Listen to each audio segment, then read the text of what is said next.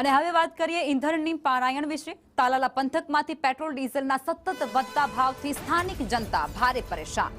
તાલાલામાં માત્ર 10 દિવસના ટૂંકા ગાળામાં જ ઈંધણના ભાવમાં ચોથી વખત તોતિંગ વધારો ઝીંકાયો અને જેની સીધી અને આકરી અસર એ સામાન્ય નાગરિકોના રોજિંદા જીવનના ખર્ચ પર પડી છે। મોંઘવારીને કારણે જનતામાં તંત્ર અને સરકાર બંને સામે અત્યારે ભારે રોષ છે।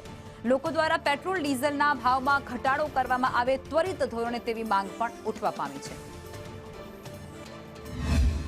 અત્યારે નાના માણસો હોય, મજૂર માણસો હોય, જેને આર્થિક રીતે નબળા હોય એવા વ્યક્તિઓ માટે બહુ અઘરું છે। અમારા જેવા માટે કંઈ નથી। 2-5 રૂપિયા પણ કંઈ ન કહેવાય। માણસ પાનમાં, ચા પાણીમાં, બોલશોખમાં બધામાં વધે જ છે, પણ નાના માણસો માટે થોડું ખરાબ કહેવાય। ખેડૂતને એટલી બધી અસર અત્યારે ઉનાળુ સિઝન હોય અડદ મગ તલની તો ખેડૂત માથે 15 જૂને ચોમાસું આવી જાય, ખેડૂતને બધું સુધારણા કરવા હોય તો ડીઝલ મળતું નથી અને ડીઝલ જાય તો પંપે એવું કે તમે વાહન લઈને આવો તો અમારે દાખલા 10 કિલોમીટર ને 15 કિલોમીટર તાલુકા પંપ અમારો દૂર હોય, ત્યાંથી અમે ટ્રેક્ટર લઈને આવીએ એનો વાંધો નહીં, આ લાઈન હોય 2000 કે 3000 ડીઝલ નાખે, 5 લીટર તો ડીઝલ રસ્તામાં હોય બરાબર, કેરબામાં લાઈન લાગી તો ડીઝલ મળતું નથી। તો અત્યારે ખેડૂત 10-20 લીટર જે મળે એટલું સુધારા કરીએ બેઠા છે, બીજું તો કઈ થઈ કે ડીઝલ વગર અમારા વાહનો હાલતા નથી। ખૂબ પ્રમાણમાં એક તો ખેડૂતોને મજૂરની અછત છે, સામે ડીઝલની લાઈનમાં ઊભો છે ખેડૂત, ખાતરની લાઈનમાં ઊભો છે, એટલે ખેડૂત તો ખેતર કરતા વધારે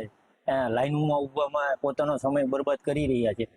એના કારણે આજે સરકારે ખૂબ ગંભીરતાથી વિચારણા કરવી જોઈએ અને ખેડૂતોને કંઈક મહદ અંશે રાહત આપવી જોઈએ એવી અમારી